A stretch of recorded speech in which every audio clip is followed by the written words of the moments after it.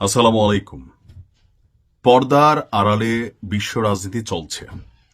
Deep state থেকে শুরু করে বিশ্ব মোড়ল যারা আছেন, সাম্প্রতিক সময়ে বাংলাদেশ সম্পর্কে তাদের কৌতূহল, এদেশের রাজনীতিতে প্রভাব বিস্তার করা অথবা রাজনৈতিক সমীকরণ পাল্টে দেওয়ার পেছনে সকল মোড়লদের যে বাবা মার্কিন যুক্তরাষ্ট্র, তারা কিন্তু নীরবে কাজ করে যাচ্ছে। আমেরিকার একটা পলিসি হচ্ছে যে কোনো দেশকেই তারা আসলে শান্তিতে রাখতে চায় না। ওই দেশে বসবাসকারী যে রাজনৈতিক গোষ্ঠী বা দলগুলো আছে, কখনো তাদের প্রয়োজনে কাউকে তারা মাথায় উঠাবে, আবার নামাবে। আবার যখন কোনো সরকার এই বাটে পড়ে, তখন তারাও তাদের বক্তব্য চেঞ্জ করে। যেমন শেখ হাসিনা এবং আমেরিকা বা আওয়ামী লীগ এবং আমেরিকা, এই দুইটা সম্পর্কের মাঝখানে একটা বড় ফাটল ছিল। সরকার পতনের আগে পরেও শেখ হাসিনা বারবার বলছিলেন যে আমেরিকা চায় না তারা ক্ষমতায় থাকুক, এবং কি পতনের পরও আমেরিকাকে দায়ী করা হলেও গেল কিছুদিন আগে এই আওয়ামী লীগ সরকার পতনের পেছনে আমেরিকার কোনো দায় নেই, এমন বক্তব্য দিয়েছিলেন শেখ হাসিনা। তখনই বোঝা গিয়েছিল যে সমীকরণে হয়তো নতুন কিছু যুগ হতে যাচ্ছে। যা ভাবছিলাম তাই। আজকে আপনাদেরকে একটা নিউজ দিয়েছি যে এই জাতীয় সংসদ নির্বাচনকে কেন্দ্র করে আমেরিকা যেভাবে খেলে, সরাসরি রাষ্ট্র হিসেবে তারা কোনো কিছুতে ভূমিকা রাখে না, তারা টেকনিক্যালি বিষয়গুলোকে হ্যান্ডেল করে। তো এই টেকনিক্যালি হ্যান্ডেলের বিষয়টাতে যেভাবে সামনে আসছে যে নির্বাচনে আওয়ামী লীগের অংশগ্রহণ নিয়ে ডক্টর ইউনূসকে একটা চিঠি দেওয়া, এর পরপরই ভারত শেখ হাসিনাকে ফেরত দিবে কি দিবে না, এটা কি আসলে মোদির ইচ্ছায় পরিচালিত হচ্ছে, নাকি পেছন থেকে আমেরিকা এখানে বড় ভূমিকা রাখছে?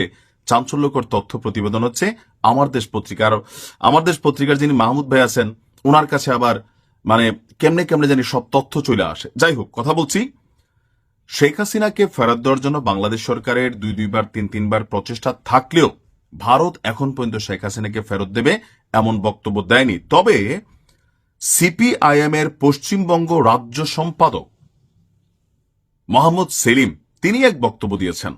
এই বক্তব্যে নতুন আরেকটা সমীকরণ আমরা দেখলাম যে শেখ হাসিনাকে কি ভারত ফেরত দেবে নাকি দেবে না, এটা নির্ভর করছে মার্কিন যুক্তরাষ্ট্রের উপর। এখানে একটি শর্ত কাজ করছে। শর্ত কোনটা? যদি আমেরিকা চায় তাহলে শেখ হাসিনাকে ভারত ফেরত দেবে, আর আমেরিকা না চাইলে তাকে ফেরত দেবে না। পেছনে কি ঘটছে? 23 ডিসেম্বর কলকাতায় বাংলাদেশ ডেপুটি হাই কমিশনের সাথে সামনে একটা বিক্ষোভ হয়েছিল গতকালকে, আপনারা দেখেছেন।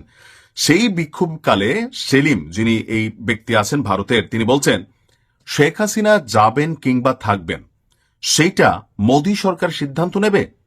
এ ব্যাপারে তারা এখনো কেন চুপ রয়েছে? আগে মোদী বাংলাদেশ নিয়ে কথা বলতেন, কিন্তু এখন বলছেন না, কেননা যুক্তরাষ্ট্র নিষেধ করেছে। অর্থাৎ আমেরিকা মোদীকে বার্তা দিছে যে তুমি আপাতত বাংলাদেশ নিয়ে কোনো ধরনের কথা বলো না। আসলে শেখ হাসিনাকে বাংলাদেশে ফেরত দেওয়ার ব্যাপারে ভারত সরকার নিজস্ব সিদ্ধান্ত না, যুক্তরাষ্ট্রের সিগন্যালের অপেক্ষা করছে।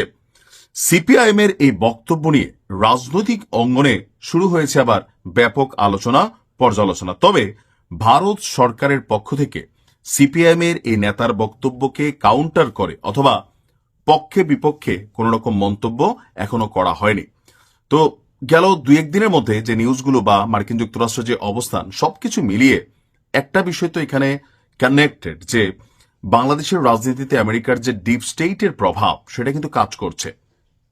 শেখ হাসিনাকে ভারত জীবনও ফেরত দেবে না, এটা আমরা ভালো করে জানি। তবে যদি কখনো দেয়, তাহলে বুঝতে হবে এই ভূখণ্ডে ভারত তাদের রাজনৈতিক সমীকরণ বদলাচ্ছে, অথবা বাংলাদেশে আওয়ামী লীগকে চিরচেনা যে ভারতের বন্ধুরূপে ভারত এতদিন গ্রহণ করেছে, সেইখানেও হয়তো নতুন কোনো পরিবর্তন আসতে পারে।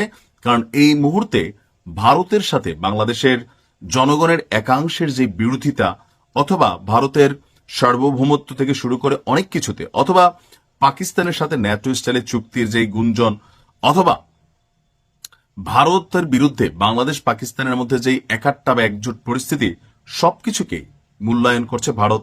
সো সেই ক্ষেত্রে তারা যদি সমীকরণে মনে করে যে আওয়ামী লীগের বিপরীতে সাময়িকভাবে হোক, পার্মানেন্টলি হোক, অন্য কোনো দলকে তারা সাপোর্ট করতে হবে অথবা তাদের মধ্যে বন্ধুত্ব তৈরি করতে হবে, তো সেই ক্ষেত্রে যে কোনো মুহূর্তে শেখ হাসিনাকে ভারত কুরবানি দিলেও দিয়ে দিতে পারে, অস্বাভাবিক কিছু না। কারণ দিন শেষে ভারত বলেন, অন্যান্য দেশগুলা বলেন, তারা তাদের পররাষ্ট্র নীতিতে সরকার বদলায়, কিন্তু পররাষ্ট্র নীতিতে কখনো তারা বদল আনে না। তো একটা সাংঘর্ষিক অবস্থান কি ঘটতে যাচ্ছে? ভালো থাকুন। আসসালামু আলাইকুম।